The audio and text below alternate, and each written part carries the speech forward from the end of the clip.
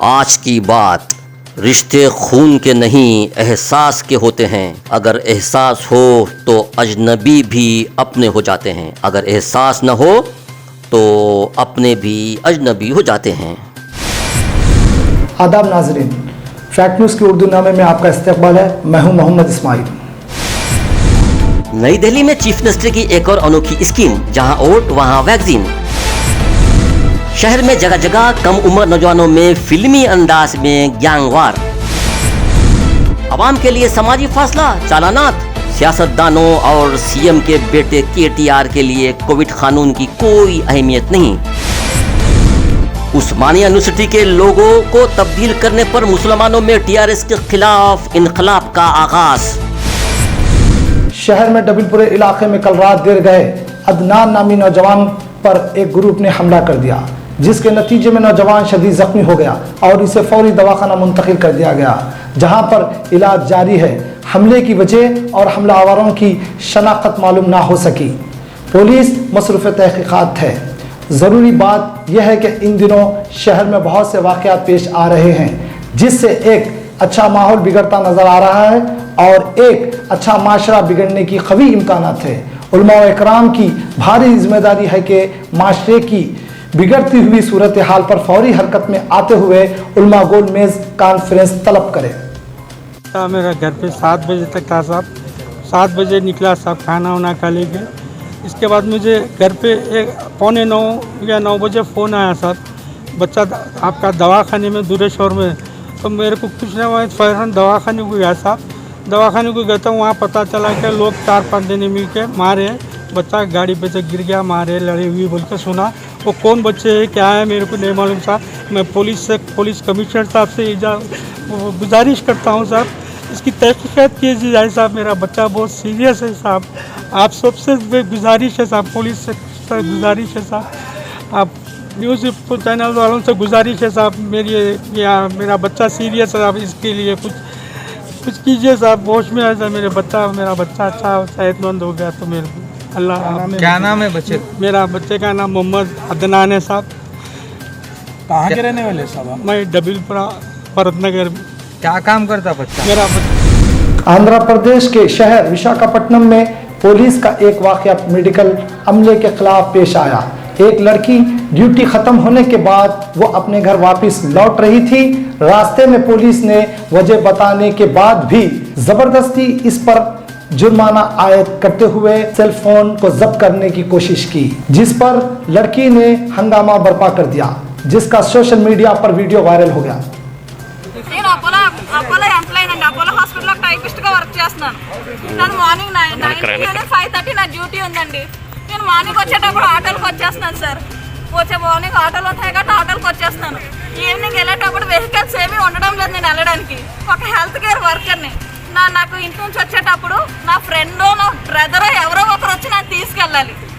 నా పేరెంట్స్ నేను దూరంగా ఉంటున్నాను, నన్ను ఎవరో ఒకరు వచ్చి నన్ను డ్యూటీ నుంచి తీసుకెళ్తారు. యాజ్ యూజువల్గా నేను ఈరోజు వచ్చేటప్పుడు తిన్న ఆపరు బండి ఆపితే నా ఫ్రెండ్ అపోలోలో వర్క్ చేస్తుంది, తను తీసుకెళ్ళడానికి వెళ్తున్నాను అని చెప్పేసి అలా అయితే కాదు ప్రూఫ్ చూపించిందంటే నేను అపోలో నుంచి ఒక పర్మిషన్ లెటర్ తెచ్చుకున్నాను. ఆ లెటర్ తినకి ఇచ్చాను, ఇది చూపించాడు.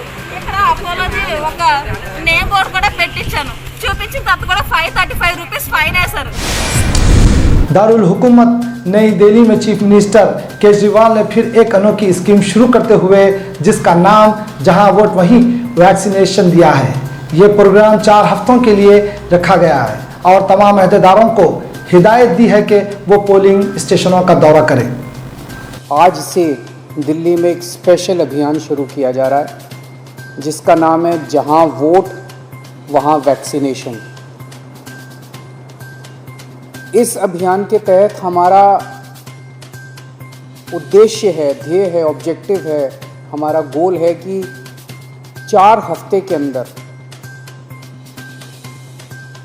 अगर वैक्सीन की कमी नहीं हुई, जो कि मुझे लगता नहीं, क्योंकि 45 साल से ऊपर की उम्र के लिए फ़िलहाल वैक्सीन केंद्र सरकार उपलब्ध करवा रही है। अगर वैक्सीन की कमी नहीं हुई तो इस अभियान के तहत 4 हफ्तों में 45 साल से ऊपर की उम्र के हर व्यक्ति को दिल्ली में वैक्सीन लगा दी जाएगी। दिल्ली में लगभग 57 लाख लोग हैं 45 के ऊपर की उम्र के 57 लाख। इसमें से 27 लाख लोगों को पहली डोज लगाई जा चुकी है, 30 लाख लोग बचे। इन 30 लाख लोगों को अब पहली डोज लगानी है। अब दिक्कत ये आ रही है कि जितने हमने दिल्ली में वैक्सीनेशन सेंटर्स खोले हैं 45 साल से ऊपर की उम्र के लोग, उसमें बहुत कम आ रहे हैं अपने से। क्या है ये अभियान? इस अभियान के तहत हम लोगों को जाके कहेंगे कि जहां आप वोट डालने जाते हो, सबको पता है कि हम कहां जाते हैं वोट डालने, सबको पता है मेरा पोलिंग सेंटर कहां है। जहां आप वोट डालने जाते हो आप वहीं पे जाइए, आपके वैक्सीनेशन का वहाँ पे हमने इंतजाम किया हुआ है। हैदराबाद और सिकंदराबाद में इंटरनेट इस्तेमाल करने वालों के लिए खुशखबरी, कंट्री ऑनलाइन इंटरनेट सर्विस। जी हाँ, नए नए ऑफर्स के साथ तेज रफ्तार और बहुत कम दाम पर कोई सिक्योरिटी डिपॉजिट नहीं। Country online services. Sultan Bazaar इलाके में लॉकडाउन के दौरान शॉर्ट सर्किट से एक गन्ने की बंडी और पान डब्बे को आग लगी, जिसके नतीजे में सारी चीजें जलकर खास्तिर हो गई। फौरी पुलिस की मदद से फायर इंजन को तलब कर लिया गया और एक आग लगी का दूसरा वाकया बड़ा बाजार गोलकुंडे में पेश आया, जहां एक घर में गैस लीक होने से आग भड़क उठी, जिससे कोई जानी नुकसान की इत्तला नहीं मिली।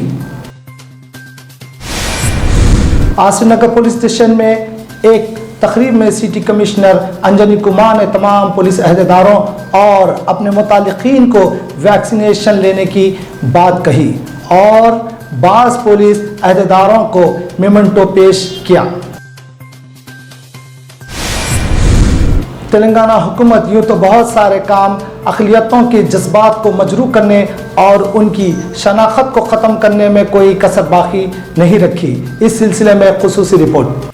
हालिया अरसे में रियासत तेलंगाना के हुक्मरान लॉकडाउन की परेशानी व अवामी कस्मा पुरसी के दौरान शहर की मरकजी तफरीह मुकाम का नाम बदल कर PV नरसिम्हा राव के नाम से मौसूम कर दिया, जिससे अवाम की नाराजगी और गमो गुस्से में इजाफा पाया गया। अब एक और तकलीफ दा खबर गश्त करते हुए हैदराबाद ही नहीं बल्कि सारे आलम के फारिगुल तहसीन लोगों के दिलों को चूभने लगी है कि उस्मानिया यूनिवर्सिटी के लोगों को भी बदलने की तैयारी मुकम्मिल हो चुकी है।